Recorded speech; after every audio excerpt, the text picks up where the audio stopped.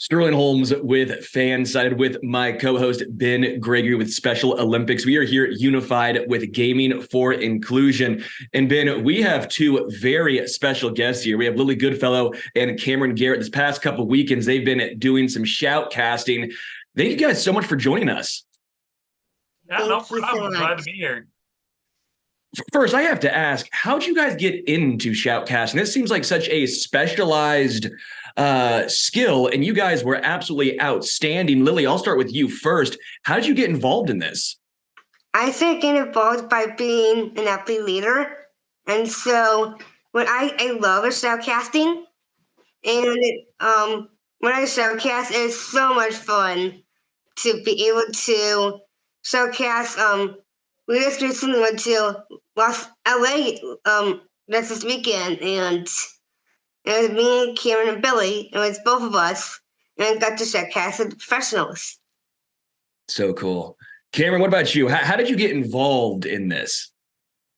So I started with the whole esports thing in general in 2020 when Special Olympics Illinois brought it into their curriculum almost. And in 2021, I competed in the tournament for Rocket League. And then 2022, I applied for the shoutcasting because I thought it'd be cool. And my coach, Mac, at the time suggested it for sure. And then it's a once in a lifetime and a dream of a lifetime opportunity. So I was glad I was able to do it this year. And this is like my first real live streaming with me on Twitch and just overall in general in front of the camera and online. So it was very cool. Well, you guys did a great job. It was really fun watching you, just the passion shown through. Ben, you got the next one here. So as a individual who got to do this last year, you guys did fantastic. Way to go. I'm very proud to see that the next group is doing so great. But how did it feel interacting with some of those professional shoutcasters like Kate Yeager and Spaceman from Microsoft? It was mind-blowing. I had a great time with all three of them. I was able to do the celebrity showcase with Sean Spaceman, and it was absolutely amazing. I will say there were a couple of questions where I had to think about because it was on the fly, but it was just an awesome time in general. I had fun too. I got to shoutcast Fallout, who also lives in Illinois. And I had so much fun, shoutcasting with him. And I even got to see all the celebrities and mostly just interacting with Xavier Woods. And he's pretty good. It was fun. Being with Kate and Fallout and Space Jam was so much fun. Well, I know, Ben, you had a little interaction with Xavier as well. So that was pretty cool right there. So there's a little crossover going on right there. I want to ask this because I do sports talk radio. I do, 4 or 5, sometimes 6 hours a day, but I'm getting used to this. And it's still a struggle for me. That first weekend, you guys were doing stuff for 4.5 hours. That's how long the stream was. How hard was that? Was it different? Was it harder or easier than you guys expected? Because, you guys were there for 4.5 hours doing that. Can you talk about that experience? It was a little tiring. We had a ton of fun doing it. We had a nice lunch afterwards. But for 4.5 hours, it was quite tiring. Can't imagine how the tournament goers felt. So it was still really awesome. I had fun too. And it was very tiring because we didn't know about the beginning bracket. And so it was, very tiring and same thing, like Cameron said. Like Cameron said, but also when we didn't know that we had 2 matches with game bracket, and that was kind of different. And now doing the broadcasting, it was fun. Ben, you got the next one here. So I know you guys went to New York to prep for all of this. Can you tell us a little bit how everything went with that, how the prep for everything went, how your experience was? Sure. So New York was a lot of fun, and I had so much fun in New York.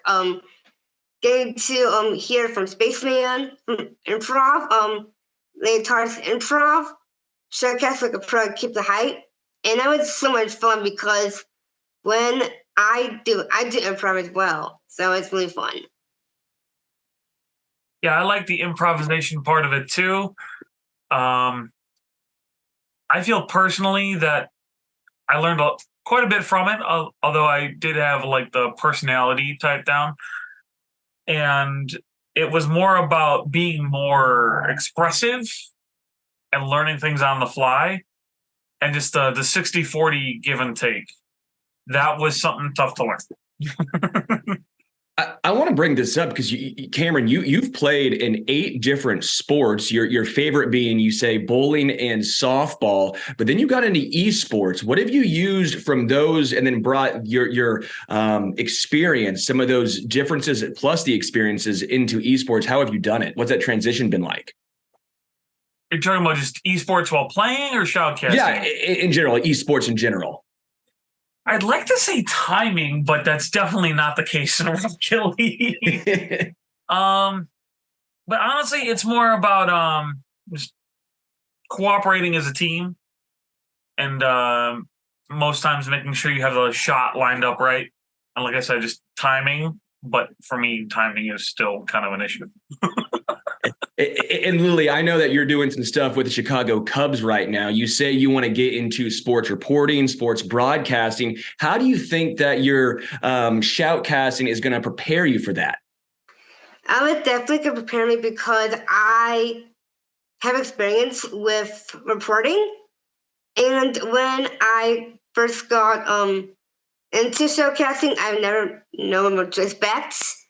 And Mac told me I was selected for this, and being nominated was such a cool experience.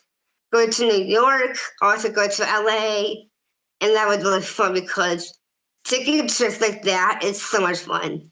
Yeah, that's really cool. Yeah. Ben, you got the next one here.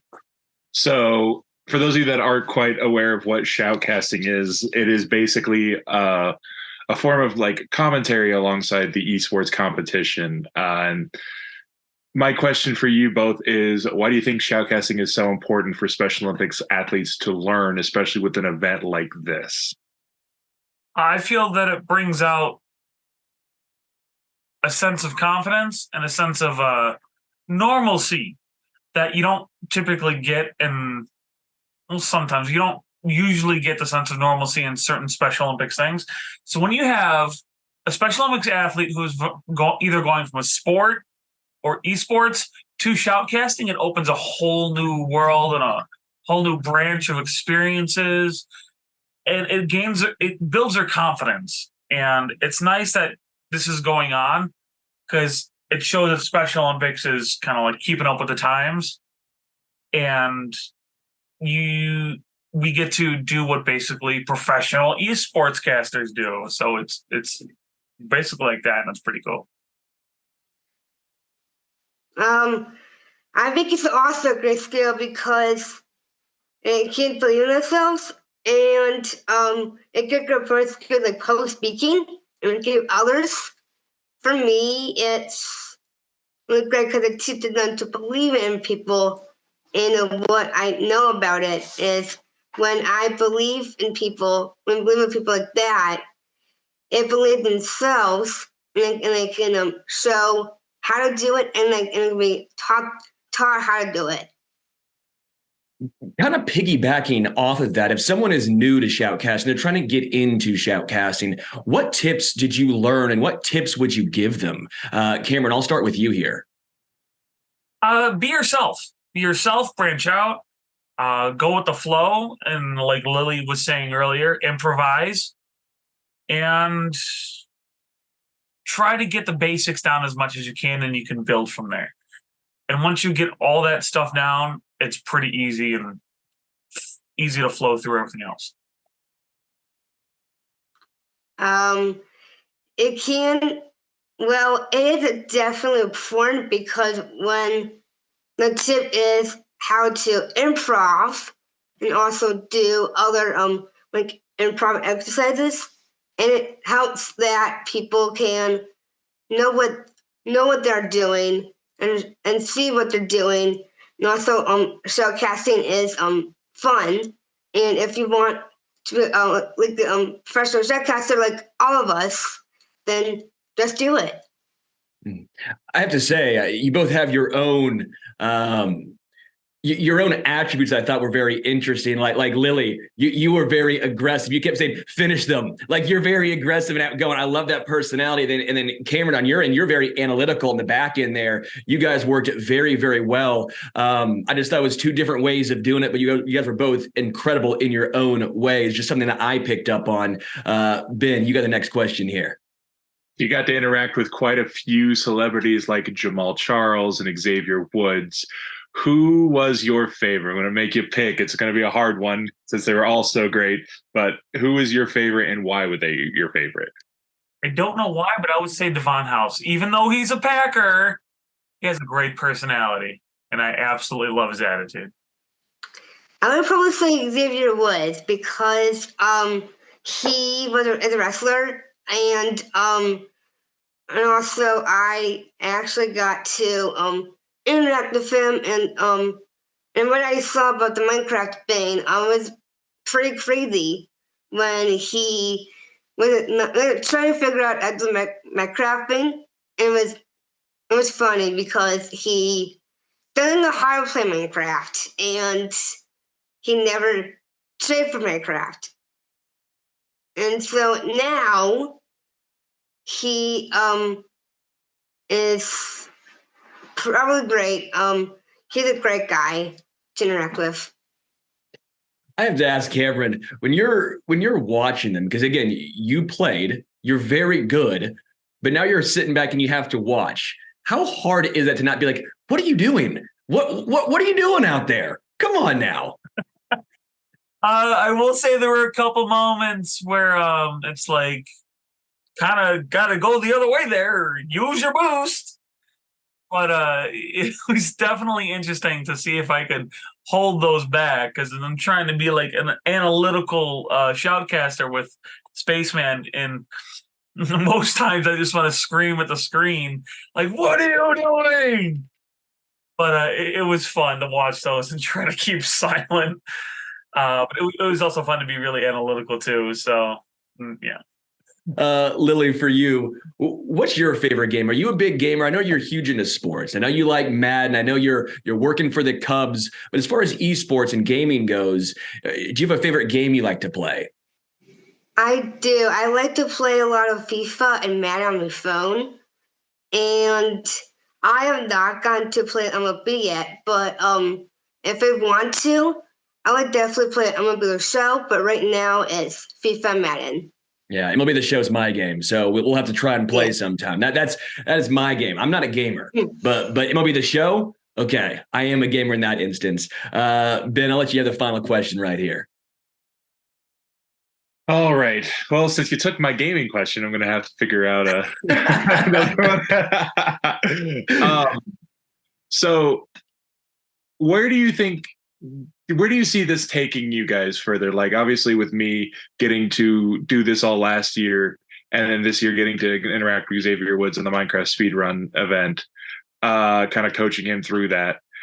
Where do you guys want to see yourselves in the next 5 years when it comes to this event? Do you want to do more events? Do you want to see yourself in one of those huge arenas that these esports programs eventually can get to? Where would you like to see yourselves? Both of those, actually. I would love to do many more of these events, and I'd love to be in an actual arena. I feel that would be the most awesome experience. I hope to learn how to play better from watching other people play, and I hope to learn how to shoutcast better from doing more events and watching other people shoutcast. So I'm looking forward to all the incredible possibilities and opportunities to come forward. I see myself working in ESPN office and also interviewing other athletes in ESPN. And I would definitely interview the wrestlers, also football players and all that. But also, I would most likely to interview football players that went to my school. And it was pretty cool.